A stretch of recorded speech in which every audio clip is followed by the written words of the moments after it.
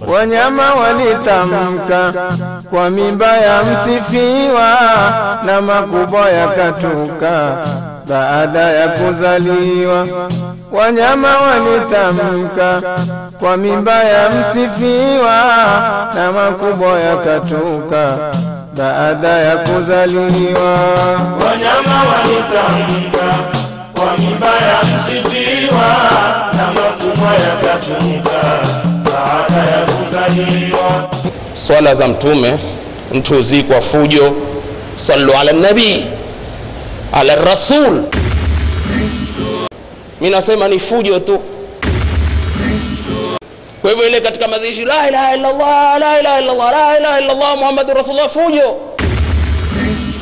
Lakini hapa kishinda la ilaha illa Allah la sharika lahu, ni nyimbo hizo, ni fujo hilo. Unaona sasa iliyobaki afadhali azunguliwe. Yawezekana pengine kuna fuse moja mpiga shoti. Wala kwetu si ajabu kutamka, twawaambia maneno ya Kiarabu kwa mimba yake nabia. Wala kwetu si ajabu kutamka, twawaambia maneno ya Kiarabu kwa mimba yake nabia. Wanyama walitamka kwa mimba ya msifiwa, na makubwa yakatuka baada ya kuzaliwa. Wanyama walitamka kwa mimba ya msifiwa, na makubwa yakatuka baada ya kuzaliwa. Musiwe mutashangaa kwa maneno ya wazuzi, kama amesema pa. Bismillahirrahmanirrahim. Assalamu alaikum wa rahmatullahi wa barakatuh. Alhamdulillah wassalatu wassalamu ala rasulillah wa ala alihi wa sahbihi wa man wala, amma ba'd. Baada kumshukuru Mwenyezi Mungu Subhanahu wa Ta'ala na kumtakia rehma kipenzi chetu, kiongozi wetu, shifaa yetu bwana mtume Muhammadin sallallahu alayhi wa alihi wasallam. Alhamdulillah, namshukuru Mwenyezi Mungu kunijalia kwa mara nyingine kutoa CD kama hii ya 5. Bado niko katika kumsomesha mwanafunzi alimkizi, na alhamdulillah kama nilivyotoa ahadi katika CD yangu namba 4, CD ambayo kama niloitoa kuhusu masala ya Barzanji, na nikaahidi ya kuwa pana masala ya basharun la kal bashar kuwa itafuatia katika kaseti nitakayoitoa, basi na mimi ni lazima ahadi kama ile niitekeleze. Kwanza tuingie katika nukta hii ya basharun la kal bashar, kuwa Bahero alipinga na isitoshe pia akawatukana wenye kutamka neno kama hili, aliwatukana kwa matukano ambayo kama si mazuri. Kwa hivyo mimi ningependa kwanza tuingie haya masala ya basharun la kal bashar. Tukishakumaliza nukta hiyo, tutaingia nukta ya pili ambayo kwamba itakuwa ni kumfuata mtume kwa mambo ambayo kwamba hakufanya. Kwa hivyo mimi ningependa nimlete mbele yenu bila kupoteza wakati, nimlete mbele yenu mwanafunzi alimkizi, atupe kwa yale ambayo kwamba alojiandaa nayo azungumze, kisha baada yake akimaliza na mimi nitaendelea. Falyatafaddal mashkuran alimkizi. Ndipo kupitia kwa haya ukatoka ule usemi mmoja, nipulikeni vizuri sana. Ukatoka ile sema kuna hichi kishindo cha ar-rasulu basharun la kal bashar, ilichopoka hapo ili mtume awe mwanadamu si kama mwanadamu. Kweli mambo haya huwa mvipi mtume mwanadamu si kama mwanadamu? Pulikeni vizuri ndugu zanguni katika imani. Mwanadamu si kama mwanadamu, siangalii haya mambo yalivyo. Sasa haya mambo ambao propaganda ndio alomfanya mtume awe ni basharun lakal bashar. Usimpeleke mtume sallallahu alaihi wasallam kwenye daraja hii. Nani kwa kuambia umpeleke mtume sallallahu alaihi wasallam kwenye daraja hii? Sisi tunavyosema tunasema mtume ni basharun kal bashar. basharun kalbashar, mwanadamu kama wanadamu, mwanadamu kama wanadamu. Mesikia bala hizo? Hata hajali mwanadamu kana wanadamu. Subhanallah. Na lugha hizi ndio ambazo kwamba makafiri walikuwa wakizungumza, kwa lugha ambazo kwamba walikuwa wakitumia makafiri kuwakejeli mitumi na kuwatweza mitumi. Fungueni jamanini miswahafu. Miswahafu munao. Muangalie tamko la bashar katika Qur'ani. Sana likuwa likitumiwa na makafiri kuwazungumza mitume kwa njia ya madharau. Moja ni ile ma antum illa basharun mithluna. Makafiri walikuwa kizitumia lugha kama hizi, ma antum illa basharun mithluna, hamkuwa nyinyi binadamu kama sisi. Ni lugha ambazo kama makafiri walikuwa kizitumia kwa mitume. Utakuta hizi ndio lugha ambazo kwamba makafiri ndani ya Qur'ani, ukiangalia utakuta tamko la bashar limetumiwa sana na makafiri kwa dharau mitumi, kwamba hamkuwa nyinyi ni binadamu kama sisi.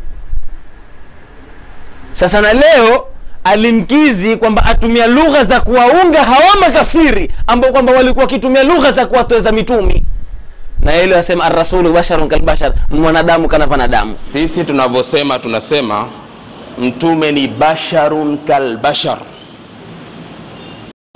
basharun kalbashar, mwanadamu kama wanadamu. Kisha sasa kwa ule ujanja wake kujionyesha kwamba yeye ni mjanja sana, lakini imi humuna ni mbaranganya, akaamua kutoa aya katika Qur'ani ili kuambia watu, umeona kuna aya hapa, qul innama ana basharun mithlukum. Msikizeni hiyo aya anavyoitoa, kisha nitamweka sawa. Msikizeni. Ar-rasulu basharun kalbashar. Kwa nini basharun kalbashar?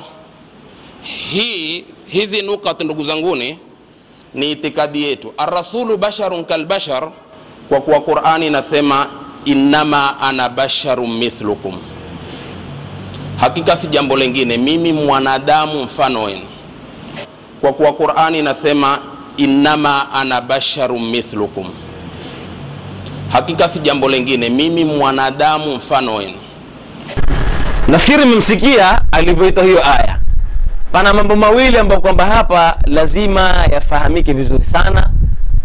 Jambo la kwanza, katika hii ni aya ambayo kwamba aloitoa huyu alimkizi aloisoma, kwanza tupate kujua khitabu katika hii ni aya, khitabu ni yetu sisi Waislamu ama ni ya makafiri? Jambo la kwanza. Jambo la pili, hiyo aya jamanini miswahafu tufungueni, hiyo aya haikomi hapo, huwa ameikacha kidiku. Ameikacha kidiku hiyo aya, ameikata kipande. Aya haikomi hapo, hiyo aya endelea, lakini kwa ule uparanganya wake kuona kwamba hii aya mimi japo huitoa hapa nitashikwa, kwa ule uparanganya akamwangoja kome hapa, kul innama ana basharun mithlukum, akakoma hapo. Kwa kuwa Qur'ani inasema innama ana basharun mithlukum, hakika si jambo lingine, mimi mwanadamu mfano wenu. Hakuendelea kwa sababu ajua mimi nitamshika, lakini si ujanja alimkizi. Hakuna cha ujanja. Miswahafu iko itafunguliwa miswahafu, iangaliwe aya huko hapo ndo mwisho aya. Kwanza khitabu katika hii ni aya ni kwa makafiri kwanza. Pili, hiyo aya kama mlivyomsikia kisoma, kwa kuwa Qur'ani inasema innama ana basharun mithlukum, hakika si jambo lingine, mimi mwanadamu mfano wenu. Alimkize aya haikomi hapo, kuna yuha ilayya mbele, mbona hukuisoma? Yuha ilayya hapo pana yuha ilayya, mbona hukuisoma? Qul innama ana basharun mithlukum yuha ilayya. Sasa al-Imamu Ali al-Habshi katika ibara alipoileta kwamba basharun ni binadamu, angalia, tizama hii aya. Qul, sema Mtume Muhammad kwambia, innama ana, hakika lingine mimi, basharun mithlukum, mimi ni binadamu mfano wenu. Ile basharun ni himi athibitisha katika aya iliyo katika Qur'an. Qul innama ana basharun, hakika lingine mimi ni binadamu mfano wenu. Qul innama ana basharun mithlukum, ni binadamu mfano wenu. Basharun yuha ilayya, tuko hapo sasa. Yuha ilayya ndo ile laka albashar. Kwa nini yuha ilayya? Ni khususia hii ya mtumi. Mimi ni binadamu mfano wenu, lakini yuha ilayya, mimi hupata wahi, mimi huteremshwa wahi. Hii ni khususia ketu mtumi. Sasa huwa mkizi alipoona sasa kwamba pengine ule mwana kiipacha hii kaseti atanishika kwa hapa, ngoja nifanye ujanja nikachekiliku hii aya. Kwa kuwa Qur'ani inasema innama ana basharun mithlukum, hakika si jambo lingine, mimi mwanadamu mfano wenu. Hakuna cha ujanja nkiri, nkiri, hakuna cha ujanja. Misahafu iko mbele, utoe msahafu wako ifuche hiyo yuha ilayya. Mbele utoe msahafu wako uifute kabisa hiyo yuha ilayya uitoe. Lakini yuha ilayya onekana iko wazi, lakini mtume hupata wahi. Sasa ili mtume kupata wahi, ndio mtume hawezi kuwa sawa na wewe. Qul innama ana basharun mithlukum, basharun yuha ilayya la kal bashar, kuonyesha yuha ilayya, lakini mtumi hupata wahi. Ndo akawa mtume, ndo al-Imam Ali al-Habshi akasema la kal bashar, si kama mwanadamu, kumaanisha ya kwamba yeye mtume hupata wahi, pana mambo khususia yake mtume. Sasa hilana mbona nami nkiri wewe upata wahi? Mbona katalipo Qur'ani ukitoma kule Shindambe, mbona alikuwa kipacha wahi nenda kivakani, ndo mikiri iko mengi kule. Pengine utambie wakati ulipo Qur'ani ukitoma kule kivakani, mbona alikuwa kipacha wahi nenda Shindambe, mikizi iko tele kule Shindambe, mbona alikuwa kipacha wahi? Ama hapo ulipo Bakarani Kisauni hupata wahi? Tuambie kama upata wahi. Maana ikiwa upata wahi, basi takuwa wewe na mtume sawa, mpaka ulipojihami kwamba mtume ni mwanadamu kana wanadamu, mtume si lolote kwako wewe. Subhanallah, hizi ndio lugha ambazo kwamba mwazitumia nyinyi mawahabi. Leo imefika hadi mpaka mamtweza mtume, mwatumia lugha za kumkejeli mtume. Jamanini, kitu kingine, mtume Muhammad sallallahu alayhi wa alihi wasallam katika Sahihul Bukhari, jamanini, Sahihul Bukhari ni kitabu kinachotegemewa baada ya Qur'ani, kitabu namba 1 kinachotegemewa. Hadithi sahihi katika Sahihul Bukhari, kaangalie tena, si masala kumwambia kaangalie, aijua hiyo hadithi. Huo hadithi aijua, mtamleta mbele yenu, mtamsikia, ataitoa yeye mwenyewe hadithi. Misimzuli wala simwambia kaangalia, hata mmekosea kuna akaangalia, aijua hii hadithi. Huo hata mmekumbuka, aijua vizuri sana hii hadithi. Hadithi ni ipi? Ni ile wakati maswahaba walipokuwa sasa wao wafunga kwa muda wa siku 3 kwa kumfuata mtume. Mtume alikuwa akifanya wiswali katika saumu, akifunga siku ya kwanza alikuwa hafungui mwadhini, akiunganisha siku ya pili. Siku ya pili mtume alikuwa hafungui mwadhini, akiunganisha na siku ya 3 akifanya wiswali. Maswahaba kwa kuwa wao wana hamu na kumfuata mtume, walipomwona mtume afanya wiswali na wao, wakaamua na wao wamfuate mtume, wakafunga siku ya kwanza, siku ya pili. Mtume kwenda msikitini na jamaa wamejinyosha taabani, mtume kuwauliza ni vipi, mbona leo onesha somo leo kali sana? Masahaba kama Rasulullah, leo na sisi tuko siku ya pili, tutakutimiza siku ya 3 kwa sababu tutakuona wewe wafunga siku 3 wafanya wisali. Wakati mtume Muhammad sallallahu alaihi wasallam kuwauliza maswahaba na kupata jawabu hilo, mtume Muhammad aliwajibu nini maswahaba? Sasa hili swali mimi namuuliza Bahero, hili swali namuuliza Bahero, mtume alizungumza kitu gani baada kuona maswahaba na wao wataka kufanya wisali kama yeye kumfuata? Mtume alijibu kitu gani? Aliwaambia nini? Hebu tuambie Linkizi, Na katika sahihu Bukhari pana mtume kusema, inni lastu mithlakum inni ut'amu wa usqa inni lastu kahayatikum wa ayyukum mithli. Zote hizi ni riwaya, na haya yalitokamana na mlango Bukhari aloweka kwa unwani ya babul wiswali. Babul wiswali ni mlango wa kuunganisha saumu, kwa kuwa mtume alikuwa na mambo hususia ya muhusu yeye, hayawahusu wengine, lakini kwa pupa la maswahaba kupenda kumfuata mtume, pia kwa lilomuhusu mtume walitaka kufanyeje? Kulifanya. Walipotaka kuunganisha saumu usiku mtana, ndipo mtume akawaambia, inni lastu mithlakum, mimi sikuwa ni mfano wenu, inni ut'amu wa usqa, mimi hulishwa na kunywishwa.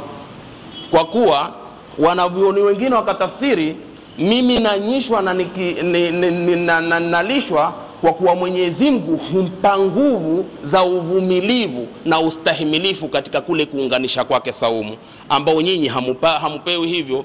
Hii ni khasi kwangu. Kisema inni lastu kahayatikum, sio kama nyinyi, wa ayyukum mithli, nani katika nyinyi mfano wangu, kwa maana wa kuweza kustahimili kinamna hii. Hani mambo Mungu kafanye kamhusisha. Ndipo mtume akawaambia, inni lastu mithlakum, mimi sikuwa ni mfano wenu, inni ut'amu wa usqa, mimi hulishwa na kunywishwa. Kisema inni lastu kahayatikum, sio kama nyinyi, wa ayyukum mithli, nani katika nyinyi mfano wangu. Naam, nafikiri mmemsikia wenyewe, yeye mwenyewe amesema ya kwamba mtume asema nini? Ana lastu kahayatikum, mimi si kama nyinyi, mimi si kama mfano wenu. Inna Allaha yut'imuni wa yusqini, bimaana Mungu hunilisha na kuninywesha, bimaana Mungu humpa nguvu. Akamwenyezi Mtume Muhammad sallallahu alaihi wasallam ni mwenye kufunga siku 3 akafanya wisali. Sasa naambia nami unaweza kufunga siku 3 wewe? Unaweza kufunga siku 3? Hela subutu. Maana yake umefanya mtume na wewe ni sawa. Hakuna tofauti yote. Basharun kal bashar, mwanadamu kama wanadamu. Mwanadamu kama wanadamu. Kwa mtume na wewe sawa. Hela jaribu na siku moja ufunge siku 3. Jaribu. Lakini huu hafahamu. Basharun la kal bashar, ni mwanadamu si kama mwanadamu. Si maana kwamba mtume si binadamu, ni binadamu. Ama hata ni mtole mfano, maana wajua lazima nimpe mfano, kwa sababu naona sasa huona kama kitu sasa anza kuniuma. Maana yake namna ninavyofundisha alimkizi hashiki, namna ninavyofundisha alimkizi hashiki. Sasa unaona fadhali nimpe mifano sasa kinasari wale vana wale ambao kwamba husoma nasari wale, sasa bidii nimpe mfano huo. Ar-rasulu basharun la kal bashar, mtume ni binadamu si kama binadamu. Huwa hatujamfanya mtume kwamba si binadamu. Basharu ni binadamu mtume, lakini la kal bashar kumaanisha tabia ya mtume si kama binadamu wengine. Kwa kuwa mtume pana mambo mengi na ubora, na mtume ana daraja, kwa hivyo hawezi kuwa ni sawa na binadamu wengine. Lakini mtume ni binadamu, hakuna lokataa mkizi. Kisha na kumaanisha kwamba mtume si sawa na sisi. Nikimalizia kifungu kama hichi ili tupate kuingia nukta nyingine katika Qur'ani. Katika Qur'ani pana aya Mwenyezi Mungu Subhanahu wa Ta'ala asema katika Qur'an, ya nisaa an-nabiy lastunna ka ahadin minan nisa'i, enyi wake za mtume hamkuwa nyinyi ni kama wanawake wengine. Bimaana Qur'ani yatubainishia na Qur'ani yathibitisha ya kuwa wake za mtume si kama wanawake wengine. Kwa nini wake za mtume wasiwe ni kama wake wengine? Kwa nini? Kwa sababu wameolewa na mtu mtukufu kabisa, naye ni Mtume Muhammad sallallahu alaihi wa sallam. Kwa hivyo ile daraja walopata wake za mtume mpaka Qur'ani ikawazungumza kwamba si kama wanawake wengine. Lao mtume atakufa, wake za mtume sisi hatuwezi kuwaoa. Qur'ani yasema ummahatukum, ni mama zenu. Daraja ile wamepata kutoka kwa nani? Daraja ile wamepata kutoka kwa mtume. Ikiwa daraja ile waipate kutoka kwa mtume, si kama wanawake wengine. Vipi mwenyewe Mtume Muhammad sallallahu alayhi wa alihi wasallam awe ni sawa na wewe alimkizi? Vipi mtume awe ni sawa na wewe alimkizi? Hata una haya katika kuzungumza? Una haya katika kuzungumza? Watumia lugha potofu. Mtume mwanadamu kana wanadamu, hujali lolote. Mwanadamu kama wanadamu. Na lugha hizi maal asaf ya kusikitisha, lugha hizi pia huyu amezitumia mpaka kwa Mungu. Astaghfirullah, Mungu atusamehe ya Rabbi. Huyu hizi lugha hakuzitumia kwa mtume tu, amezitumia mpaka kwa Mungu. Ni hatari aina gani? Iangalieni leo tauhidi yao. Mawahabi tauhidi yao, pana aksamu tauhid, pana zigawanyo katika tauhidi yao, pana zigawanyo zitatu, na zigawanyo hizi ni bid'atun dhalala. Wamefanya bid'a, wamemfanyia Mungu bid'a katika tauhidi. Tauhidi ni moja, lakini wao wakwambia tauhidi ni tatu. Si mtume alosema. Mtume hakugawanya tauhidi, wala maswahaba hawakugawanya, wala tabi'i tabi'in hawakugawanya. Tauhidi imekuja kugawanya karni ya 8. Tena wamekwenda kufanya istimbati katika aslul usul, ambao Sheikh lao Ibn Taymiyyah pia amekataa kwamba istimbati haifanyi katika usul. Istimbati hufanya katika furu'. Wao wamefanya istimbati katika aslul usul. Wamekwenda kumgawanya Mungu zidiku zitatu, wamekwenda kumgawanya Mungu mara tatu. Hii tauhidi ya kina Bahero hii, wamefikia hadi wamekwenda kumgawanya Mungu mara tatu. Mwenyezi Mungu katika Qur'ani asema wala taqulu thalatha, musiseme Mungu watatu. Wakristo wasema kuna Mungu Baba, kuna Mungu Mwana, kuna Mungu Roho Mtakatifu. Kuna Mungu Baba, Mungu Mwana, Mungu Roho Mtakatifu. Wangapi hawa? Watatu. Kina alimkizi nao hukwambia tauhidul uluhiyya, tauhidul rububiyya wa tauhidul asma'i wa sifat. Ni tauhidul rububiyya na tauhidul asma'i wa sifat na tauhidul ilahiyya. Ona balaa hizo. Kisha angalia tauhidi yao imekwenda mpaka leo. Alimkizi amezungumza lugha potofu. Wallahi amezungumza lugha ambazo kwamba si lugha mzuri. Lugha hizi alozungumza hata Wakristo hawazungumzi. Lugha hizi alozungumza hata Mayahudi hawazungumzi. Mayahudi hawazungumzi, wala Wakristo katika Biblia Bible hawazungumzi lugha alizozungumza alimkizi. Sikizeni tauhidi yao. Asema kwamba Mungu ana mashikio, Mungu ana mato, Mungu ana mikono, Mungu ana mundi. Sikizeni balaa hizi. Mungu ana mkono, ana mguu, ana mundi, mashikio, macho.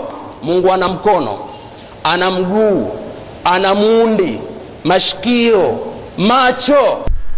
Subhanallah, subhanallah, subhanallah, subhanallah. Astaghfirullah, astaghfirullah, astaghfirullah, astaghfirullah, astaghfirullah. La ilaha illallah, la ilaha illallah, wala hawla wala quwwata illa billahi al-'aliyyil 'azim. Subhanallah, la ilaha illallah. Mustami'in, mnaotusikiliza, mazungumzo mmesikia wenyewe. Bahero, mazungumzo mmesikia wenyewe. Alimkizi asema kwamba Mungu ana mato, Mungu ana mashikio, asema ya kwamba Mungu ana mikono. Mungu ana mkono, ana mguu, ana mundi, mashikio, macho. Kisha asema ya kwamba hata akisema Mungu ana mkono, ana mato, hakufuru. Ukinena Mungu na mkono hukufuru, wala ana mato hukufuru. Ukinena Mungu na mkono hukufuru, wala ana mato hukufuru. Namsikia alivyozungumza. Yani hawa, hii ndio tauhidi yao. Hii msistaajabu, hii ndio tauhidi yao ambao kwamba wasomesha wanafunzi katika madrasa, zile madrasa zao. Hii ndio tauhidi, ile tauhidi tatu: tauhidul rububiyya, tauhidul uluhiyya, tauhidul asma wa sifat. Ndio hii. Wana tauhidi zao tatu hizo. Umefikia kiwango gani sasa? Sasa jamanini, Alimkizi asema Mungu ana mato, ana maguu, ana mikono, ana mashikio. Sasa hebu niambie, bena kef hizi sifa aliyompa Mungu na binadamu si sawa? Amefanya Mungu binadamu. Laisa kamithlihi shay'un. Mungu hana mfano na yeye. Hakuna mfano wa Mwenyezi Mungu wala hakuna mfano wake. Huwezi kumfananisha Mwenyezi Mungu na kiumbe chochote na kitu chochote. Wa huwa sami'un basir. Mwenyezi Mungu ni msikizi na ni muoni. Si maana kwamba kwa Mungu ni msikizi yuasikia unene kwamba Mungu ana mashikio. Si maana ya kwamba Mungu ni muoni useme kwamba Mungu ana mato. Ni makosa. Subhanallah. Hizi ndio lugha ambazo kwamba potofu ambao leo zatumiwa na mawahabi. Walianza pole. Kwanza walianza kutumia lugha za kumtweza mtume na kumdharau mtume na kumkejeli mtume, kwamba mtume na wao ni sawa. Mmoja katika masheikh wa Saudia asema ya kwamba hii fimbo yangu ni bora kuliko hata mtume. Alipoulizwa kwa nini, asema mtume ashakufa, hanufaishi wala hanisaidii, lakini hii fimbo yangu madamu umeshika kwa mkononi itanisaidia. Sikia lugha hizo. Mmoja katika masheikh wao kwamba hii fimbo itanisaidia mimi, lakini mtume hanisaidia, shakufa. Sheikh lao Albani ambao kwamba pia wamtegemea sana, Albani katika vitabu vyake aeleza ya kwamba hajapata hadithi ambao kwamba ni mutawatir ya kwamba mtume ni mbora kushinda viumbe vyote.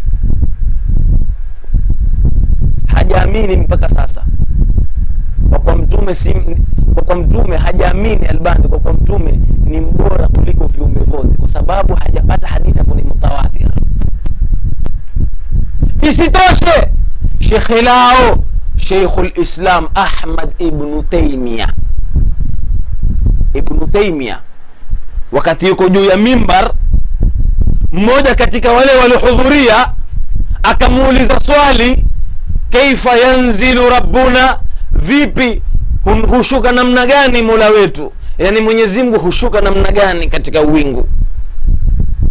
Jawabu alojibu Ibn Taymiyyah asema, inna Allaha yanzilu ila samai dunya kanuzuli hadha. Alisimama akamwambia Mwenyezi Mungu hushuka katika ila samai dunya, katika wingu wa dunia, kanuzuli hadha, hushuka hivi. Ibn Taymiyyah akaonyesha kabisa namna Mungu anavoshuka wakati yeye yuko juu ya mimbar. Amuonyesha yule anauliza swali, vipi Mungu hushuka katika wingu wa dunia, na yaka humuonyesha inna Allaha yanzilu ila samai dunya kanuzuli hadha. Mungu hushuka katika wingu wa dunia kama hivi mimi ninavoshuka, mimi Ibn Taymiyyah ninavoshuka. Akahuonyesha vile Mungu anavoshuka. Subhanallah. Yani Mungu hushuka kama yeye Ibn Taymiyyah. Leo Alimkizi naye atuambia Mungu ana mato, ana maguu, ana mikono. Mungu ana mkono, Mungu ana mkono, ana mguu, ana muundi, mashikio, macho. Ukimwangalia Alimkizi naye pia ana mato, ana mashikio, ana miguu, ana mikono. Sasa kama sasa amefanya Mungu na binadamu sawa. Bismillahirrahmanirrahim. Qul huwallahu ahad, Allahus samad, lam yalid wa lam yulad wa lam yakul lahu kufuwan ahad.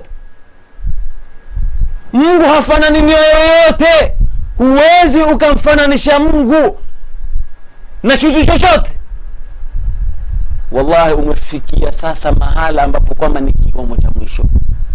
Na ilikuwa nikisema mimi katika kaseti zangu za nyuma kata nikimjibu huyu bwana, mimi ilikuwa nikieleza mimi kisema huyu huwatukana maswahaba. Kaseti ya kwanza ile nilotoa Bahero ana chuki na suratu Yasin, nilisema mimi huyu huwatukana nani ulama, huwatukana na vioni, huwatukana mawali. Huyu sasa imefika hadi sasa atukana maswahaba, itafika wakati atakuja kumdhara mtume. Haya sasa mmeona mtume memdhara, sasa moho mwingilia na Mungu. Subhanallah. Mungu kuongoze na pia Mungu atuongoze sote ya Rabbi. Na mimi nakupa challenge, nyinyi kila kitu bid'a kila kitu bid'a. Nakupa challenge, nataka unipate hadithi, iwe ni sahihi, iwe ni dhaifu, iwe ni maudhui, ya kwamba qala Rasulullah sallallahu alayhi wasallam wa yanqasimu at-tauhid ila 3 aqsam, ya kwamba tauhidi imegawanyika zigawanyo zitatu. Aqsamu tauhid ni bid'a, tena ni bid'atun dalala wa kullu dalalatin fi an-nar. Mpaka hapo imefahamika. Kwa hivyo inshallah taala tutaingia kifungu cha pili, msikia atakapozungumza, kisha baada yake na mimi nitaendelea. Falyatafaddal mashkuran. Kumfuata Mtume SAW hupatikana katika kuacha mambo aliyoyaacha Mtume sallallahu alaihi wasallam. Ni mlango mpana sana ambao hauhimili khutba ya Ijumaa, lakini tuufinya ili tufikie kwenye malengo ya maana halisi ya kufuata. Huitwa kufuata kuacha aliyoyaacha Mtume sallallahu alaihi wasallam bi an natruka ma taraka, kwa kuacha aliyoyaacha Mtume, ala sifa, kwa sifa ile ile aliyoyaacha Mtume, wal wajhi alladhi wal ajli alladhi taraka, na kwa sababu ile aliyoliacha lile jambo, min ajli annahu taraka, kwa sababu ya kuwa yeye ameliacha. Ndio istilahi ya kufuata. Naam, nafikiri mmemsikia paka hapo alivyozungumza kwamba ni kuacha mambo ambayo kwamba Mtume hakuyafanya, na kama mlivyomsikia kwamba ni mlango mpana sana, hauhimili khutba ya Ijumaa, lakini kama alivyozungumza ajaribu kufinya ili atueleze ni mambo gani ambayo kwamba Mtume hakuyafanya, na sisi tuwe ni wenye kuepuka mambo kama hayo. Sasa mimi naomba atupe moja baada moja. Naomba sasa atupatie ya kwanza lipi ni mjibu, la pili ni mjibu, mpaka pale tutakapokomea. Haya, Alimkizi, tupe ya kwanza ambayo kwamba ilikuwa umejiandaa katika khutba ya Ijumaa, wataka kuelezea watu. Fali tafadhali. Kwenye hilo langia jambo gani? Wayadkhulu tahta hadha, huingia katika haya kumfuata Mtume kwa kuacha aliyoyaacha.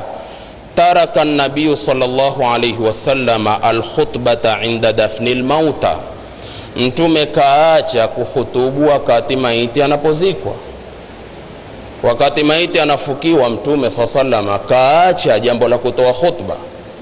Kwa hivyo itakuwa wafuasi wa Mtume wote wanapokuwa mazishini, pale anafukiwa ni wasihutubu, wasitoe khutba, wanyamaze kimya, afukiwe tu. Kwa nini?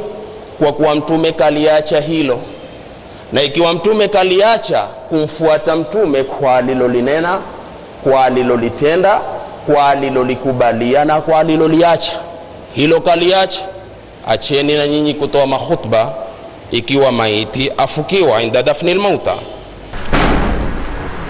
Naam, nafikiri mmemsikia alivyosema ya kwamba ni kuacha kuhutubu wakati maiti afukiwa. Alhamdulillah, umenifurahisha hapo, kwa sababu jambo hili mawahabi wenzako Nairobi hulifanya. Wametoa system mpya Nairobi. Mawahabi humtolea khutba. Wakati maiti jeneza lishafika pale katika kaburi, kutolewa, kufukiwa mpaka mwisho, hutolewa khutba. Sababu nini? Wameweka khutba ili zisisomwe talkini, isisomwe, asisomwe Qur'ani, asiswaliwe Mtume Muhammad, zote hizi zisifanywe, ndo wakaika khutba mawahabi waloko Nairobi. Kwa hivyo alhamdulillah, hapa mnifurahisha sana. Sasa huona pana tanaqudh baina yenu, nyinyi kwa nyinyi sasa hugongana, na kwetu ni furaha zaidi sana kuona sasa wewe kwa sasa wewe huona tushambulia sisi, kumbe washambulia mawahabi wenzako. Alhamdulillah. Tupe lingine. Maiti akifukiwa tasikia kwamba kwa mtu ametoa salamu, twende kazi. Huku wengine wapiga mastori, huku khutba zaendelea, huku swala za mtume za wahuni zaendelea. Maanake kwenye kubebwa maiti siku hizi pana kishindo cha watu wa maskani. Hakuna dini kama hiyo. Aweza ikawa ni mtu mkora ameshika steering, akiliona jeneza akafunga break, akashuka, akalishika jeneza, kisha akaingia kwenye gari, hakubakisha.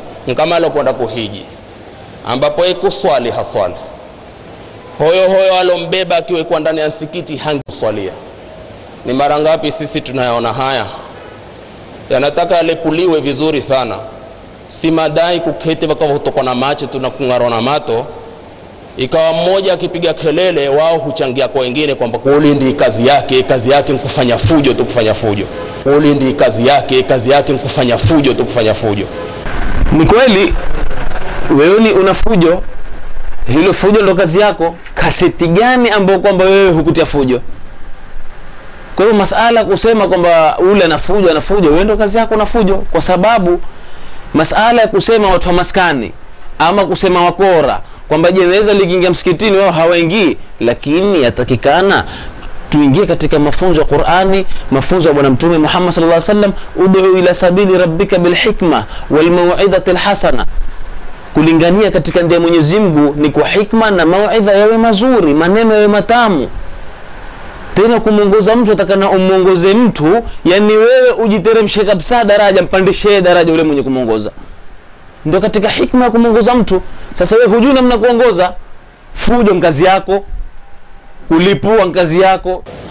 Lakini sasa mimi kilepua hapa kisawasawa, dini haitakulepua. Dini ataka utaratibu. Masala kulipua na masala ya fujo, haya masala ni lugha za kihuni hizo. Utalepua vipi shekhe dini yako mpaka ulepue? Dini ni yako, nkidhi. Dini si yako, wewe utakulepua. Hatarini. Dini lazima yatakana utaratibu. Usizungumze lugha hizo ni lugha potofu, ni lugha mbaya, kisha wadai kwamba wewe ni dai. Haiwezekani shekhe. Vipi uwe ni dai alafu atakulepua? Lakini ni yale aliyozungumza Ustadh Muhammad Sheikh Shimai katika kaseti yake. Alikwambia hizo spidi zako hizo zitakupeleka katika shimo. Ni kweli? Sasa kwa sasa zile spidi zimempeleka mpaka sasa ataka kulepua. Haya likiwa ataka ushirikiano. Na masala ushirikiano, itakuwa vipi wewe wataka ushirikiano na sisi wakati wewe jambo ukikosea, ukiweka sawa kiaya, ukiwekwa sawa kihadithi, ukiwekwa sawa maneno ya ulama, hutaki? Sasa kuna ushirikiano gani? Haya likiwa ataka ushirikiano, Qur'ani huzipati, ukirekebishwa kwamba sawa ni hivi hukata. Hadithi ukisoma makosa ukirekebishwa hukata. Kutapatikana vipi ushirikiano? Haya, tueleze jambo lingine. Tayib, swala za mtume, mtu uzikwa fujo, sallu ala nabi, ala rasul. Nani kakwambia ala rasul? Dalili gani? Ala Muhammad, mtume mzuri. Ati inadi na sheshegi. Sasa watu wana kwamba kwa hawajafanya dini kama hiyo. Mimi nasema ni fujo tu. Sasa angalia mtaelewa makosa. Swala mtume fujo. Kwa sababu kitu kikitoka katika dira ya mafunzo ya sharia haitwi sharia. Maadamu haitwi sharia, nina haki mimi kusema fujo. Kwa hivyo hilo ni fujo. Naam, nafikiri mmemsikia asema masala ya maiti kufukiwa watu kumswalia mtume Muhammad sallallahu alaihi wasallam, sallu ala nabi, sallu ala rasul, sallu ala Muhammad. Bahero asema kwamba ni fujo, kama mlivyomsikia alivyosema. Tayib, swala za mtume mtu zikwa fujo, sallu ala nabi, ala rasul, mimi nasema ni fujo tu. Sasa angalia mtaelewa makosa. Swala kuswali mtume fujo. Nafikiri mmemsikia asema ya kwamba swala ya mtume ni fujo. Subhanallah, inna lillahi wa inna ilayhi raji'un. Sisi tukifanya mambo kama haya twafanya tukiwa na confidence, hatujifanyi mambo kwa kitwa namna pengine mtu akili inavyomtuma. Masala kama haya yapo. Wewe leo wakataza ya kwamba swala ya mtume Muhammad wakati maiti anapofukiwa waambia watu kwamba ni fujo. Subhanallah, sisi tuifuata aya iliyoko katika Qur'ani wakati Mwenyezi Mungu aliposema inna Allaha wa malaikatahu yusalluna ala nabi ya ayyuhalladhina amanu sallu alayhi wa sallimu taslima, ya kwamba Mwenyezi Mungu na malaika wake wanamswalia mtume Muhammad. Kisha Mwenyezi Mungu akatutaka sisi, ya ayyuhalladhina amanu, enyi mlioamini, sallu alayhi wa sallimu taslima. Sasa hapa ni mutlaq. هذه الآية مطلقة ليست مقيدة في أي مكان ولا وقت. وجو شيدا أصول الفقه kusoma. Usul fiqh Bahero hukusoma, ndio tatizo kubwa hukusoma usul fiqh. Lakini leo ungekuwa usul fiqh umesoma, haya matatizo yote hayangepatikana. هذه الآية مطلقة ليست مقيدة. Aya hii iko huru, mutlaqatun, iko huru mahala popote. Laysat muqayyadatan, si kwamba imefungwa kwamba sisi tumswalie mtume sehemu fulani, sehemu nyingine hatufai kumswalia, ama tumswalie mtume nyakati fulani, nyakati zingine tusimswalie. Hakuna.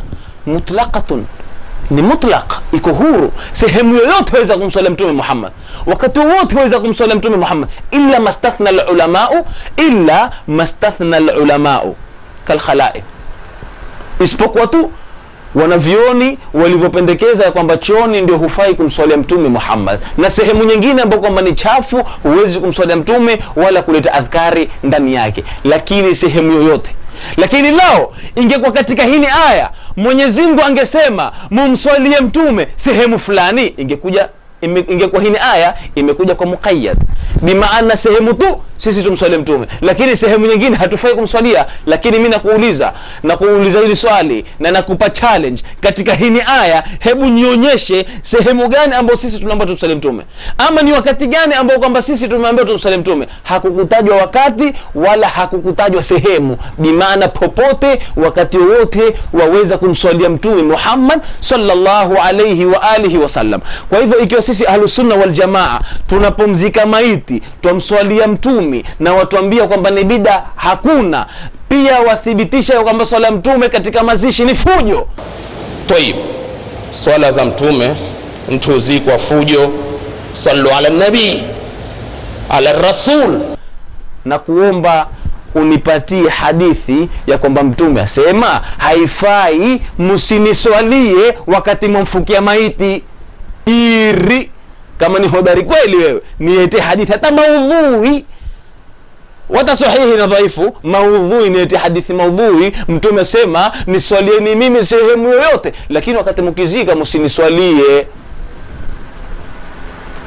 Nafikiri paka hapo tumefahamiana. Sasa mtasikia kifungu kingine yakataza pia mtu maiti kubeba kwa la ilaha illa Allah, pia yakataza. Sikizeni kisha na mimi nitaendelea. Kwa hivyo ile katika mazishi la ilaha illa Allah, la ilaha illa Allah, la ilaha illa Allah Muhammadur Rasulullah fujo. Kwa nini? Kwa sababu ya khalifiana na taalimu ya nani? Ya mtume Muhammad sallallahu alaihi wasallam. Na ikiwa jambo la khalifiana na taalimu ya mtume Muhammad sallallahu alaihi wasallam, hii inaitwa fawdha, fujo. Leta toka fatwa Bahero jamani amezidi kafiri, fujo. Mkweli udhidi nno uwe. Masala kusema watu atasema Bahero amezidi, udhidi nno. Mkidhi udhidi nno uwe. Mwanzo ya kusikitisha, subhanallah, ikiwa kutukua jeneza, kubeba jeneza kwa la ilaha illallah, wewe wapinga, sawa pinga, lakini masala kuikejeli la ilaha illallah, subhanallah. Sasa kupinga sawa, lakini hebu mwangalieni anavyoikejeli. Aikejeli la ilaha illallah, la ilaha illallah, la ilaha illallah, la ilaha illallah, la ilaha illallah, la ilaha illallah, la ilaha illallah. Pia mwangalieni namna anavyoikejeli Allahu akbar. Mwangalieni Allahu akbar, Allahu akbar, Allahu akbar, Allahu akbar, Allahu akbar, Allahu akbar, la ilaha illallah Muhammad Rasulullah. Tangamia nkidhi, tangamia nkidhi, subhanallah. Nilikwambia kichambo himi, nkidhi mahala pake ni ufuoni. Nilikwambia nkidhi mohu toka sasa ndio memakuru, tamedha nkidhi si mahala pako. Imi nilikwambia kutoka kichambo, nkidhi ni hapa pofoni, huvire akisha kuchoka uwe katika ipulo kaisita. Lakini nkidhi kenda memakuru, nilikwambia himi mohu dhama uwe, hudhama tamedha nkidhi. Imefika wakati sasa chi huikejeli la ilaha illallah. Ndota kama hupinga pinga, mwana kupinga uwe, lakini imefika wakati huikejeli la ilaha illallah, subhanallah. Mtu imesikilia hadi mpaka huikejeli la ilaha illallah. Wewe kwani unafikiri la ilaha illallah ni kama kuna alinkidhi? Lazima uwe na heshima na adabu wakati ukitaka kuleta adhkar. La ilaha illallah ni miongoni mwa adhkar, Allahu akbar ni katika miongoni mwa adhkar. Lazima ukiingia masala ya adhkar kumtaja Mungu, lazima uwe na heshima na adabu. Na sisi Ahlus Sunna wal Jamaa tunapotukua maiti kwa la ilaha illallah tuwafanya mambo kwa dalili. Kwa hivyo ile katika mazishi la ilaha illallah, la ilaha illallah, la ilaha illallah Muhammadur Rasulullah, fujo. Leo itatoka fatwa Bahiro jamani amezidi kafiri, fujo. Lakini cha kushangazwa ni kwamba wewe hululuma tu juu ya mimbar, hupiga fujo tu, hukuleta hadithi yoyote yenye kuthibitisha kwamba haya tu yafanya usisi, kwamba hayafai tupata madhambi, bali hululuma tu. Akhrij lana hadithan sahihan au dha'ifan au mawdu'an, tutole hadithi ambayo ni sahihi, ambayo ni dhaifu, ambayo ni maudhui, ya kwamba mtume akataza msitukue jeneza kwa la ilaha illallah. Sisi tutukua jeneza kwa la ilaha illallah wakati tukijua Mwenyezi Mungu Subhanahu wa Ta'ala katika Qur'ani ametuamrisha tumtaje Mungu kwa wingi, tumtaje yeye kwa wingi. Kama namna zilivyokuja katika aya katika Qur'an, ya ayyuhalladhina amanu dhkurullaha dhikran kathira wasabbihuhu bukratan wa asila, ya kwamba mtajini Mungu kwa wingi na mumsabihi yeye bimaana asubuhi na jioni. Wadhakirina Allaha kathiran, Mwenyezi Mungu endelea kuzungumza, wadhakirina Allaha kathiran wadhakirat a'adda Allahu lahum maghfiratan wa ajran 'azima. Wale wanaume watakomtaja Mungu kwa wingi na wanawake watakomtaja Mungu kwa wingi, a'adda Allahu lahum maghfiratan, kwanza Mwenyezi Mungu amewaandalia msamaha, kisha wa ajran adhima, bimaana na siku ya kiyama Mwenyezi Mungu atakwenda kuwalipa ujira mkubwa ambao kwamba ni pepo. Kwa hivyo tutakikaniwa sisi tumtaje Mungu kwa wingi, na hatukuambiwa sisi tumtaje Mungu sehemu fulani wala kata fulani. Pia katika aya nyingine, alladhina yadhkuruna Allaha qiyaman wa qu'udan wa ala junubihim, wale ambao kwamba wanamtaja Mungu kwa kusimama, kwa kuketi, kwa kulala. Haikuwekwa mikazo katika Qur'ani ya kwamba sisi tutakikana tumtaje Mungu sehemu fulani tu, ama tumtaje Mungu wakati fulani tu. Mwenyezi Mungu mtaje sehemu yoyote. Ukiwa safarini mtaje Mungu, ukiwa usingizini wataka kulala mtaje Mungu, ukiwa uko baharini mtaje Mungu, ukiwa watembea mtaje Mungu. Sehemu yoyote waweza ukamtaja Mungu. Na sisi tunapomtukua maiti kwa la ilaha illallah, la ilaha illallah, la ilaha illallah, la ilaha illallah Muhammadur Rasulullah, tunapoleta adhkar kama hizi twazifanya tukiwa tuna dalili. Mimi sikutaka kuingia katika masala, nivame sana katika masala ya ilmu. Hapo tu nilipokupa ya kutosha ili upate kujua ya kwamba watu pia wafahamu ya kwamba hakuna uharamu wala hakuna ubaya ya kwamba kutukua jeneza kwa la ilaha illallah. Nafikiri paka hapa imefahamika. tutamsikia kifungu kingine azungumze insha Allah na mimi niendelee. Mara mitalkini masala ya talqin baada dafni naona sitoeleza, kwa sababu katika CD namba 2, CD ya pili nilotoa, unwani niloandika katika CD, Bahero hupinga kichuki, hapingi kidalili. Masala talqini hapo nilikusomesha vizuri na nadhani unifahamu vizuri. Kwa hivyo kipande hiko cha masala ya talqini sitoyazungumza mimi. Isikizeni ile kaseti ambayo kwamba niloitoa kumrekebisha na kumsomesha na kumuonyesha talqini baada dafni kwa hadithi ilo thubutu. Mara hufukiwa kwa takbiri zaidi. Sala jamani, tutoka kwa wapi sisi Sheikh? Ati hufukiwa maiti kwa takbiri zaidi. Allahu akbar, Allahu akbar, Allahu akbar. Wapi mkaona hayo? Ulizeni hiyo miji shekhe mlioikubali, wakatoa wapi hayo? Takbiri ni idi ama takbiri katika mazishi? Takbiri ni idi ama takbiri katika mazishi? Nadhani mmemsikia auliza swali. Swali auliza ya kwamba takbiri ni idi ama takbiri katika mazishi. Zeni, takbiri ni idi ama takbiri katika mazishi? Naam, mmemsikia auliza swali huyu.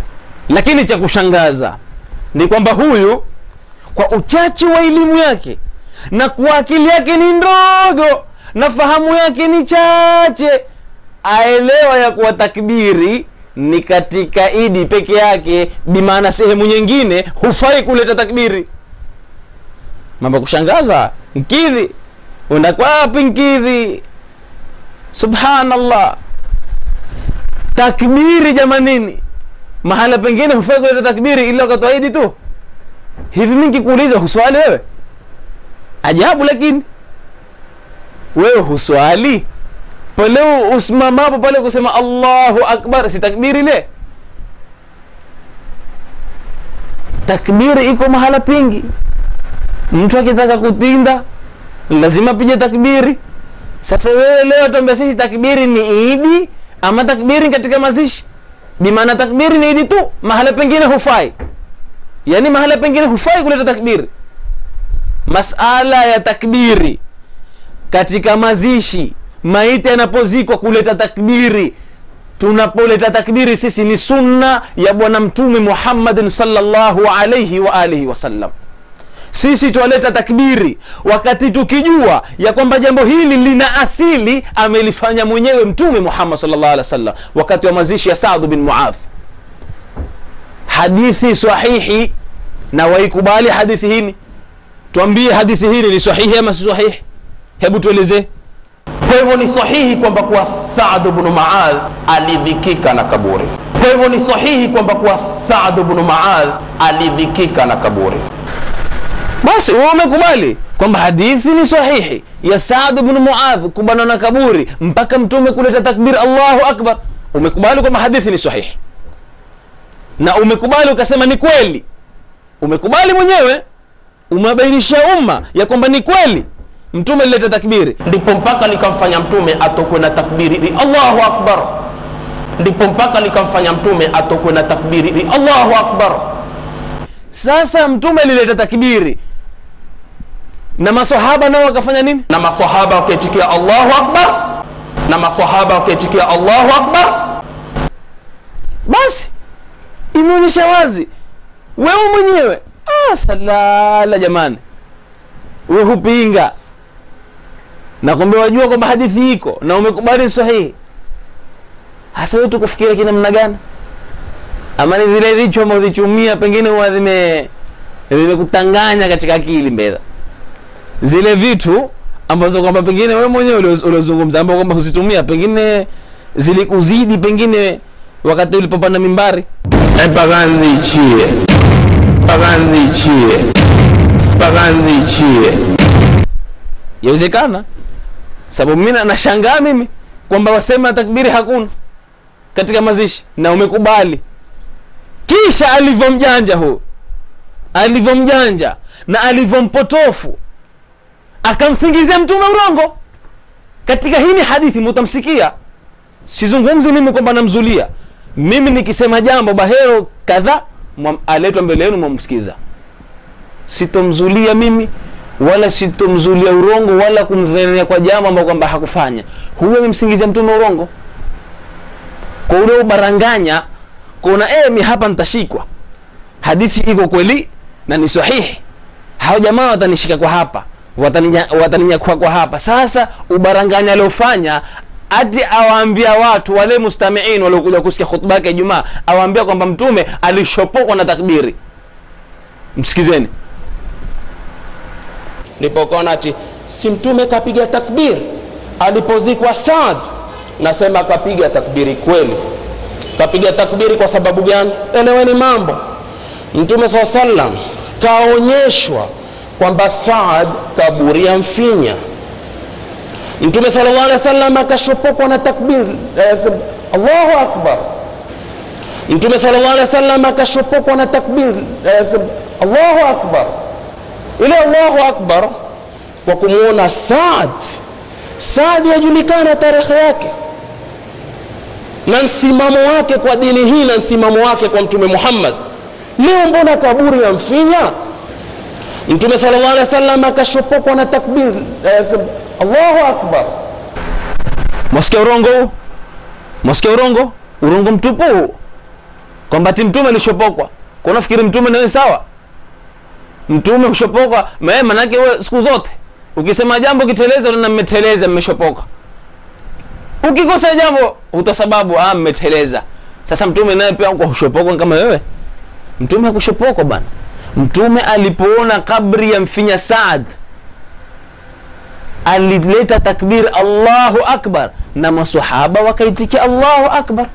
Baada ya hapo maswahaba walimuuliza mtume, alimkizi nisikie kwa uzuri. Baada ya hapo maswahaba walimuuliza mtume kuona kwamba lile jambo ni geni kwa wao. Leo wamemsikia mtume aleta takbiri, wakamuuliza mtume, hebu niambie. Mtume aliambia bana mimi nilishopokwa. Mtume aliambia mimi nilishopokwa. Mtume aliwaambia maswahaba kwamba mimi ndio na kabri ya mfinya Saad bin Muadh, ndio mpaka ikabidi mimi nilete takbiri. Mtume akaleta takbiri, mtume akaleta tasbih, kumaanisha hizi ni vitu ambavyo kama vamsaidia maiti, na Mwenyezi Mungu Subhanahu wa Ta'ala akawa ni mwenye kumuondoshia mfinyo kaburi baada mtume kuzeta hizi takbiri na tasbih. Sasa utawaambia vipi watu kwamba mtume alishopokwa? Mtume sallallahu alaihi wasallam akashopokwa na takbir, Allahu akbar. Mtume sallallahu alaihi wasallam akashopokwa na takbir, Allahu akbar. Mtume hakushopokwa. Biri na kupa challenge, mimi nitakuwa habi maisha yangu na sitogusa twari, nitapinga maulidi kama wewe unavyopinga. Biri nilete hadithi hiyo ya kwamba mtume aliwaambia masahaba mimi nilishopokwa kama ulivyosema wewe kwamba mtume alishopokwa. Niete hadithi kwamba mtume alishopokwa. Mtume hakushopokwa bana. Mtume si kama wewe. Uenda kushopokwa siku zote, kushopokwa, huteleza, hugafilika, lakini mtume hakushopokwa. Na kama mtume angeshopokwa kwa kweli, basi angeambia masahaba baada ya mazishi, angeambia masahaba bana mimi nilishopokwa. Nyinyi mlikuwa hamfai kuleta. Mimi nilishopokwa, lakini mtume hakusema alishopokwa. Alieleza sababu, nilileta takbiri mimi kwa sababu kabri ilikuwa mfinya Saad, ndio nikaleta takbiri. Kwa hivyo zungumza ya usawa, usiende huku na huku kubambanya kuona kwamba huu ambao kwamba yonijibu atanishika kwa hapa, ngoja nitumie ujanja. Hakuna cha ujanja ngidhi, mimi niko nawe. Ukiruka niko nawe ngidhi. Hukwambia niko na wewe. Ukiruka tu tumekupekea nkano. Kisha katika tawdih, subhanallah, unavyoenda ukasema ikiwa Saadi alivyo hakusalimika na mfinyo wa kaburi, chini ya Saadi kina sisi mbakuwa na hadhari ya kisampuli gani? Mtume aliposema Allahu akbar, maswahaba waliposikia mtume kasema Allahu akbar, na wao wakasemaje? Allahu akbar. Ni yale kuonekana mtume kufanya lolote na maswahaba wako nini? Wako chonjo. lakini kisha kawasahihisha. Lakini nataka kuambia hawa watu wa bid'a ya kwamba kaulizwa Mtume, mbona ukapiga takbiri? Hebu chia akili, kwa nini waseme mbona wapiga takbiri? Ni kwa kuwa si mazoea ya maswahaba kumpata Mtume kwenye mazishi kupiga takbiri. Mbona leo amepiga takbiri? Kwa sababu sio taalimu. Taalimu ni kwa kuwa baada ya kufukia ni istaghfiru li akhikum was'alu lahu tathbita fa innahu al'ana yus'al. Lakini leo Mtume SAW akapiga takbiri, wanavyoona wasema walistaajabu maswahaba. Na hili la kustaajabu kwa kuwa hili jambo lilikuwa si la asili, ni mambo tu matokeo. Naam, nafikiri mmemsikia alivyozungumza ya kwamba maswahaba walistaajabu kwa kuwa ilikuwa si katika taalimu. Mbona leo amepiga takbiri? Kwa sababu sio taalimu. Na pia akazungumza kwamba wanavioni wameeleza hili la kustaajabu masahaba kwamba ilikuwa hili jambo si la asili. Wanavyoni wasema walistaajabu masahaba, na hili la kustaajabu kwa kuwa hili jambo lilikuwa si la asili. Sasa hapa pana vitu viwili, masala ya masahaba kustaajabu na wanavyoni kueleza kwa kustaajabu masahaba. Sasa tuje hii nukta ya kwanza. Masahaba walistaajabu kumwona Mtume ameleta takbir kwa sababu walikuwa wajua si katika taalimu ya Mtume, yani si katika mafunzo ya Mtume. Sasa mimi nauliza swali, wasikilizaji, watazamaji, baada Mtume alipoleta Allahu Akbar, je, ni katika taalimu ya Mtume ama si katika taalimu ya Mtume? Ilikuwa ni katika taalimu ya Mtume. Mtume Muhammad aliposema Allahu Akbar, Bahero asema ya kwamba wanavioni walizungumza ya kwamba hili la kustaajabu maswahaba kumuuliza Mtume kwa nini umeleta takbiri, kwa sababu jambo hili lilikuwa halina asili. Je, na mimi nauliza swali, mustami'in mnaonisikiliza mimi, wakati Mtume alipoleta Allahu Akbar, je, jambo hili limepatikana asili? Halikupatikana asili? Limepatikana asili. Kwa hivyo sisi katika mazishi tunapoleta Allahu Akbar, tunapopiga matakbiri katika mazishi, masala kama haya yana asili, ni katika taalimu ya Mtume Muhammad, na jambo hili lina asili. Mwenyewe Mtume aliileta wakati wa mazishi ya Saad bin Muadh. Ama huu nafikiri pengine inawezekana pengine hata sunna pia hajajua sunna kumfuata Mtume kivipi. Na kufuata Mtume kwa kauli, kwa kuzungumza, kwa Mtume kumfuata Mtume kwa alosema, kwa alotenda, kwa aloyaona kwa maswahaba pia. Yote katika masala sunna kufuata Mtume. Sunna imegawanyika viganyo vitatu: kaulia, fi'liya wa takriria. Bimaana lazima pia uelewe. Sasa mushkili mwingine mimi pia ushantia mushkili. Pengine sunna pia hujaelewa mpaka sasa. Sunna pia hujaelewa Mtume hufuata kwa jambo gani? Nafikiri paka hapo imefahamika.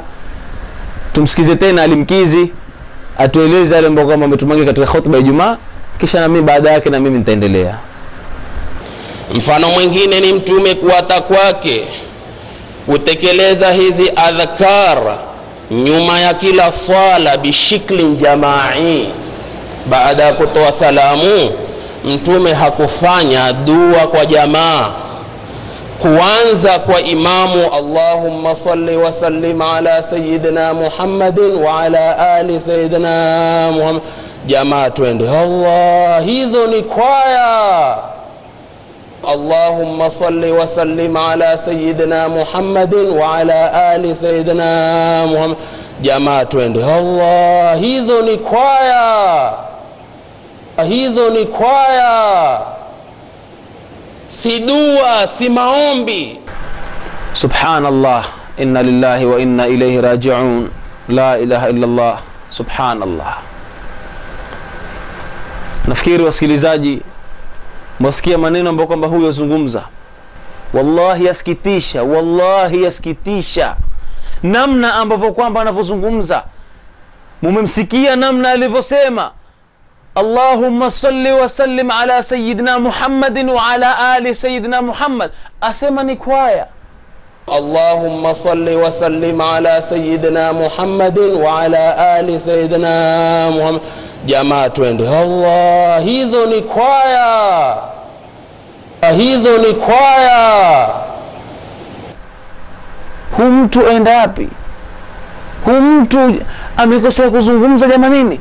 Imefika mpaka sasa, imefika hadi aikejeli swala ya mtume, asema kwamba swala ya mtume kwamba ni kwaya. Alimkizi, wajua maana kwaya wewe? Kwaya wajua maana kwaya? Yani leo imefika wakati yani wafananisha swala ya mtume na kwaya kwamba ni sawa, wasema kwamba ni katika kwaya tu. Subhanallah. Kisha si tu, msikilizeni katika adhkar namna anavyoikejeli: ashhadu an la ilaha illa Allah wahdahu la sharika lah, lahul mulku wa lahul hamdu, yuhyi wa yumit wa huwa ala kulli shay'in qadir. Msikizeni alimkizi vile anavyoikejeli kumtaja Mungu. La ilaha illa Allah la sharika lahul la ilaha illa Allah la sharika lahul. Na huyu ni kawaida yake, wala msishtuke wala msishangae, ni kawaida yake kukejeli. Huyu amekejeli wanavyuoni ulama, amewakejeli mawali. Imefika sasa amekejeli mpaka katika Qur'ani. Mulimsikia katika kaseti za nyuma, Qur'ani alinga mpaka katika Qur'ani alikejeli suratu Yasin. Mulimsikia namna anavyoikejeli suratu Yasin: Yasin Yasin Yasin wal Qur'anil Hakim wal Qur'anil Hakim Yasin Yasin Yasin wal Qur'anil Hakim wal Qur'anil Hakim salamun qawlan min rabbir rahim salamun qawlan min rabbir rahim Yasin wal Qur'anil Hakim Yasin wal Qur'anil Hakim. Isitoshe amekwenda kukejeli takbir Allahu Akbar, pia ameenda kuikejeli. Isitoshe amekejeli swala ya Mtume Muhammad ya kwamba asema ni kwaya. Hivi sasa asema ashhadu an la ilaha illa Allah wahdahu la sharika la. Mumemsikia namna anavyoikejeli. Kisha wewe wabainishia watu, kuambia watu ya kwamba nyinyi madai mwachangia katika mimi kulaniwa. Kwa hivyo mimi nasema kwamba kwa ndugu zangu madai, nyinyi pia mwachangiwa katika mimi kulaniwa, na nina ushuhuda kamili. Kwa hivyo mimi nasema kwamba kwa ndugu zangu madai, nyinyi pia mwachangiwa katika mimi kulaniwa, na nina ushuhuda kamili. Kama nilivyosema ya kwamba nyinyi ndio mwachangiwa katika mimi kulaniwa, hakuna mtu ambaye kwamba achangia. Watakuzungumza urongo, hakuna mtu ambaye kwamba achangia katika wewe kulaniwa, bali wewe ndio wajilani mwenyewe, wajite katika laana mwenyewe. Kama laana si hizi, kuna laana gani zaidi ya hii? Nauliza mimi, kama hizi si laana hizi namna ambavyo kama mlivyomwona anavyofanya, kama hizi si laana, hebu jamanini naambieni na mimi sojo lolote, naambieni na mimi kama hizi si laana anazozifanya huyu, laana ni zipi? Mtu akejeli suratu Yasin, mtu akejeli swala ya Mtume, mtu akejeli adhkar, jamanini kama si laana hizi, laana zipi zingine? Kwa hivyo usiseme kwamba nyinyi ndio mwachangia katika mimi kulaniwa. Hakuna mtu ambaye kwamba achangia katika kulaniwa. Wewe wajilani mwenyewe, wajitia katika laana mwenyewe. Ikiwa ni swala Mtume Muhammad, tayari nimeshaeleza, sisi tumswali Mtume mahala popote, wakati wowote. Masala adhkar baada ya swala, mfano mwingine ni Mtume kuwata kwake kutekeleza hizi adhkar nyuma ya kila swala bishikli jamai. Baada ya kutoa salamu, Mtume hakufanya baada ya swala imamu ashapisa salamu, watu kuleta adhkar kwa pamoja, kwa jamaa, kwa pamoja. Hili jambo ni sunna, imepatikana kutoka wakati wa Mtume Muhammad sallallahu alayhi wa alihi wasallam. Hadithi Ibn Abbas radiyallahu anhuma qala inna rafa'a as-sawt بالذكر حين ينصرف الناس من المكتوبة كان على عهد النبي صلى الله عليه وسلم متفق عليه. Hadithi hii imepokewa na Imam Bukhari na Imam Muslim. Sahih Bukhari kama inavyojulikana ni kitabu namba 1 kinachotegemea baada ya Qur'ani, kisha ni Sahih Muslim. Hadithi hii ni muttafaqun alayhi, iko katika Bukhari utaipata, hadithi hii katika Sahih Muslim kendo utaipata, ni hadithi sahihi. Kumaanisha ya kwamba Ibn Abbas huyu ni katika sahaba wa Mtume Muhammad, aeleza ya kwamba hakika kuinua sauti, kunyanyua sauti bidhikri, kwa kuleta hizi adhkar hina yansarifu nnas min almaktuba, baada watu wanapomaliza swala ya faradhi, bimaana imamu anapopisa salamu, kumalizika swala, baada ya swala faradhi kunyanyua sauti kwa kuleta adhkar kwa pamoja, kana ala ahdi nabii sallallahu alayhi wa alihi wasallam. Jambo hili lilipatikana kutoka wakati wa Mtume Muhammad, jambo hili lilipatikana kutoka zama za Mtume Muhammad. Kwa hivyo jambo hili tulifanya kwa ushahidi, na jambo hili ni sunna na twapata thawabu. Usione kwamba watu wafanya mambo ukaona masala ya kuleta uradi baada ya swala si vitu zilizopangwa na ulama, bali ni kitendo kilichofanywa kutoka kwa Mtume Muhammad sallallahu alayhi wa alihi wasallam. Tafuta la kusema, usilulume tujua mimbar, kuna mengi hata kuzungumzwa. Kama ni kuleta adhkar baada ya swala, ni jambo limethubutu. Kumtaja Mwenyezi Mungu kwa sauti, ukimtaja Mungu kwa siri, yote ni sawa, kama Mwenyezi Mungu Subhanahu wa Ta'ala alivyoeleza katika hadithul Qudus, man dhakarani fi nafsihi dhakartuhu fi nafsi, wa man dhakarani fi mala'in dhakartuhu fi mala'in khairin minhum. Mwenye kunitaja kwa siri na mimi nitamtaja kwa siri, na atakayenitaja mimi mbele za watu, basi na mimi nitamtaja mbele za watu ambao kama ni bora kuliko wale alionitaja mimi mbele yao. Kwa hivyo na mufassirini wakaswambia wa dhikru fi mala'in la yakunu illa an jahrin, bimaana dhikri, kumtaja Mungu kwa watu, la yakunu illa an jahrin, haiwi ila lazima itakuwa ni kwa sauti. Kwa hivyo ukimtaja Mungu kwa siri baada maliza kuswali, ukimtaja Mungu kwa siri ni sawa, na ukimtaja Mungu kwa sauti ni sawa. Usikataze watu, usilazimishe watu ya kwamba baada ya swala watu waketi kisiri siri wamtaje Mungu kwa siri.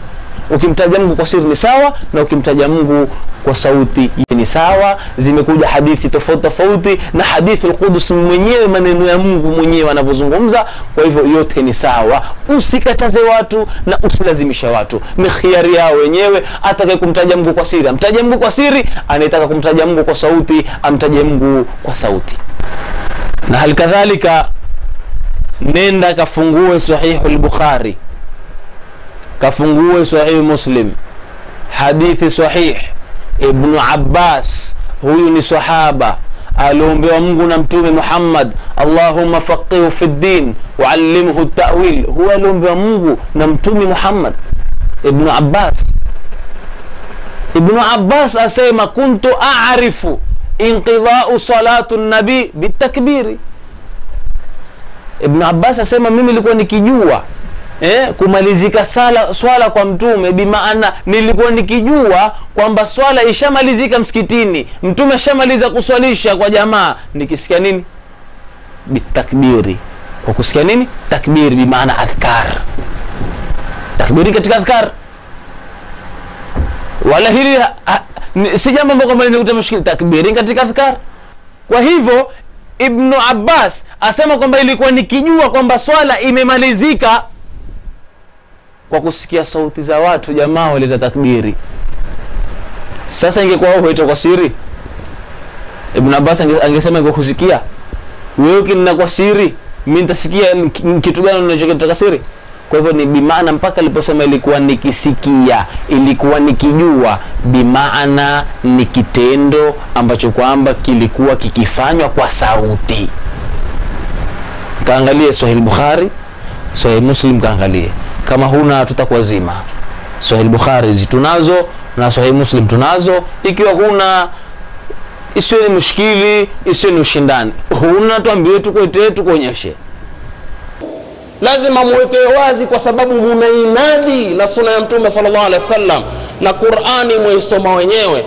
Kaf ha ya ain sad, dhikru rahmati rabbika abdahu idh nada rabbahu نداء ايش؟ نداء خفيا او نداء جهرا. kwa sababu nidaan khafia, unyenyekevu na adabu iko katika kumuomba Mwenyezi Mungu kwa siri. Wa idha sa'alaka ibadi anni fa inni qaribun ujibu da'wata ad-da'i idha da'ani. Itakuwa kuomba kwa sampuli gani? Ni kuomba kwa sauti ya chini, mambo huwa yameishi. Naam, nafikiri mmemsikia ameleta aya katika Qur'ani. Lengo lake ni kwamba watu wamuombe Mwenyezi Mungu kwa siri, wasimuombe Mwenyezi Mungu kwa sauti. Ndio lengo lake mpaka kuileta hiyo aya. Kwa hivyo ni kwamba yeye alazimisha watu ya kwamba wamuombe Mwenyezi Mungu kwa siri, wasimuombe Mwenyezi Mungu kwa sauti. Mimi nakubali ya kwamba Mwenyezi Mungu inna Allaha sami'un basir, Mwenyezi Mungu ni msikizi na ni muoni. Bimaana Mwenyezi Mungu ni msikizi, sami'un, Mwenyezi Mungu ni msikizi, basir ni muoni. Kwa hivyo ukimwomba Mungu kwa siri ni sawa, ukimwomba Mungu kwa sauti ni sawa, lakini masala ya kusema watu wamwombe Mungu kwa siri wasimwombe kwa sauti, jirekebishe wewe kwanza. Lima taquluna ma la taf'alun, lima taquluna ma la taf'alun.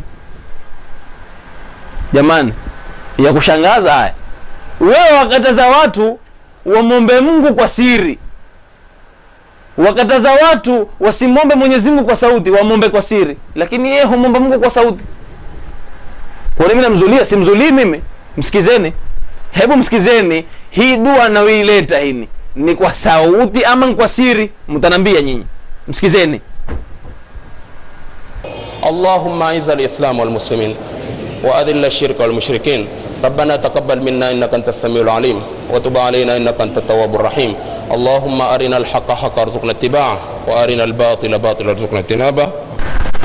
Naam, nafikiri mmemsikia ameileta dua mwenyewe tena kwa mapozi dogo mdogo, hata habari hana, huku uleta dua kwa sauti, kisha ukataza watu ambao dua kwa siri. Tena meta kwa sauti. Mimi ni kwa tamu mmesikia dua, mimi ni kwa tamu mmesikia bahero ya dua Masjid Rahma Bakaran. Kisha sauti hiyo ambayo kwamba humomba Mungu, sauti hiyo si wale wako msikitini ni tu husikia, na wale wako nje pia husikia. Kisha amefunga na Mungu na maspika pia. Mungu afunga na maspika pia. Jamani, Mungu hasikii. Hukuuliza alinkiri Mungu hasikii. Ndio mpaka umefunga na maspika kabisa, maspika umenitambula maspika 7 ako hiyo, kwa hiyo maspika umenitambula 7 kwa huko, microphone ziko hapo, humomba kwa sauti, Mungu hasikii. Kwa hivyo wewe mambo yako hata hutekesha, mambo yako si masala kwamba hustaajabiwa, hutekesha saa nyingine.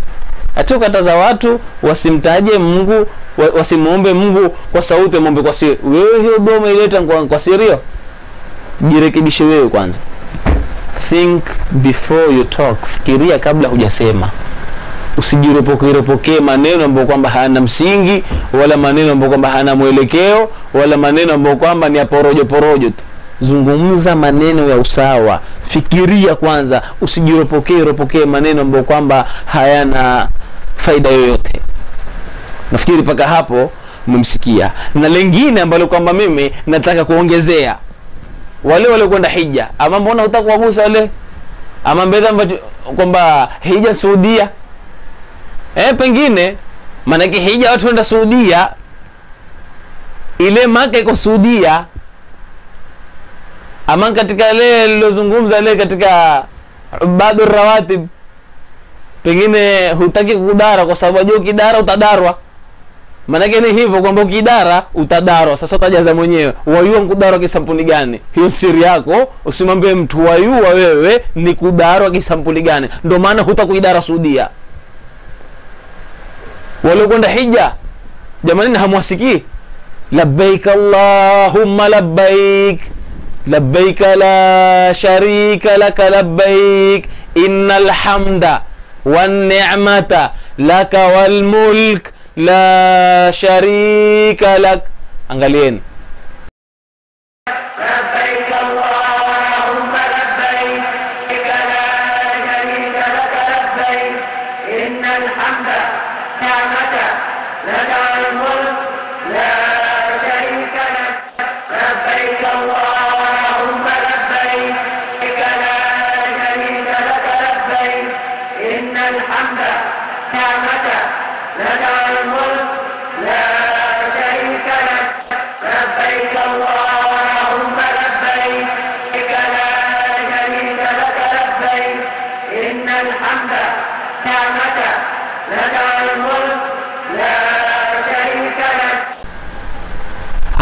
Mumeona nyinyi? Sasa kwa sauti ama kwa siri? Nauliza jamanini. Kwa sauti, dunia mzima iko hapo. Watu waleta kwa sauti mpaka Maka yatingishika. Biri pinga. Biri, kama kweli wewe wadai uko katika haki wewe. Huogopi kama unavyojifakhiri katika hotuba zako na kuona mimi. Umejihami kwamba huogopi mtu wewe. Wewe wataka jambo la kumfuata mtume wewe. Hutaki humjali mtu wewe, huogopi kitu. Mbona hutaki kudara na hila Saudia jamani? Ama kwa vile senti kutoka huko? Tambie vile senti kutoka huko ndo lolo nena ukidarwa hivyo utadarwa. Mkombo kisha kudarwa utadarwa. Ndio maana hutaki kusema, lakini hayafitiki. Ukiasita mimi nitatoa. Ukiafinika mimi nitafungua. Na kuna mengi inshallah taala.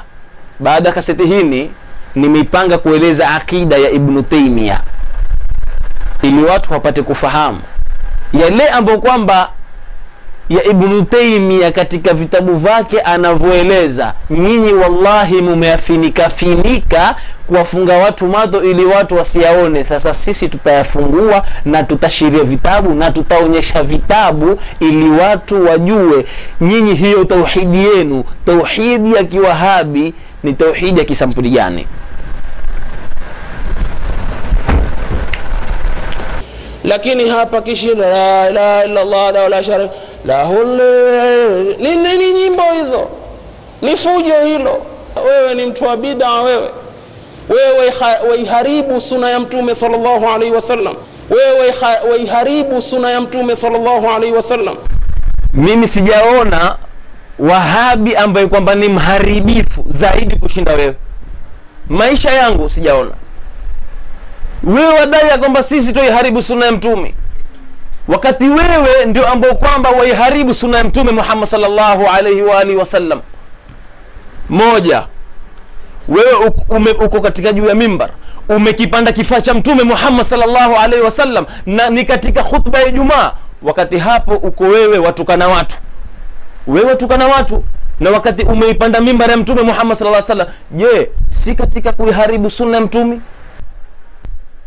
Isitoshe leo wakejeli makabila ya watu, wayakejeli mwisho mpaka umelikejeli kabila la Kibajuni, kabila la Wabajuni umelikejeli, na ilhali uko katika mimbar ya mtume Muhammad. Msikizeni anavyokejeli kabila la Kibajuni. Tazikwae kikwecho Kibajuni, manake Bajuni naye kwa maiti kama Wajaluo. Tazikwae kikwecho Kibajuni, manake Bajuni naye kwa maiti kama Wajaluo. Tumefungulia nani kitabu, tutapeleka nani hivyo hivyo. Na kwenye kupelekana kidini hatutanjali. Mimi ni Mbajuni, sitonjali Mbajuni. Sitonjali Mbajuni. Sitonjali Mbajuni. Wala sitonjali mwingine yote. Manake na hivyo iko tabu kwa Mabajuni. Kwa sababu wengi katika Mibajuni ni khurafi. Wako makhurafi kweli kweli. Tena ukhurafi wao wa Kibajuni ni ukhurafi inadi. Tokeni museme kwamba kwa nimewatukana, najua kwa sababu wao ndio wenye kitimbi. Katika dini wana vitimbi vile vile. Mumemsikia? Sasa wewe ndio ambao kwamba waiharibu sunna ya mtume Muhammad. Je, haya unayoyafanya na uko juu ya mimbar ni katika sunna, ni katika mafundisho ya bwana mtume Muhammad? Kwa hivyo yatakana ufikirie, wewe ndio waiharibu sunna ya mtume Muhammad. Alafu umeketi hurupoko na maneno ya kwamba watu waiharibu. Fikiria useme. Mkidhi, fikiria useme. Naam, wasikilizaji, watazamaji, mpaka hapa nitakoma, ambao hii ni CD part 1. Kwa hivyo ni kuwa muwe na subra, muda si mrefu mtaona CD part 2. Nitaendelea na CD part 2, ambao kwamba hapo katika hiyo CD part 2 ndio pana mambo ambao kwamba ni ajabu zaidi kuliko hii CD part 1. Hapo ndio mtaona mambo ya ajabu sana, ili mtamuona kwamba huyu kweli ni mchache wa elimu na kwa fahamu yake ni ndogo, na yatakana astahiki arudi madrasa akarudi kusoma. Kwa hivyo mpaka hapa nitakoma, tutaonana tena katika CD part 2. Wassalamu alaikum warahmatullahi wabarakatuh. Musiajabu ya Mungu mukashika ya viumbe, kama amesema tungu ni ipi bina kwa ng'ombe. Musiajabu ya Mungu mukashika ya viumbe, kama amesema tungu ni ipi bina kwa ng'ombe. Wanyama walitamka kwa mimba ya msifiwa, na makubwa yakatumka baada ya kuzaliwa. Wanyama walitamka kwa mimba ya msifiwa, na makubwa yakatumka baada ya kuzaliwa. Kama ilisema nyama, mimi nimetiwa sumu, si ajabu kwa wanyama na kwa Mola sio gumu. Kama ilisema nyama, mimi nimetiwa sumu, si ajabu kwa wanyama na kwa Mola sio gumu. Wanyama walitamka kwa mimba ya msifiwa, na makubwa yakatumka baada ya kuzaliwa. Wanyama walitamka kwa mimba ya msifiwa, na makubwa yakatumka baada ya kuzaliwa. Kama alisema yuru, natuma wetu nabia, si ajabu kwa tuyuru na hata samaki pia. Kama alisema yuru, natuma wetu nabia, si ajabu kwa tuyuru na hata samaki pia.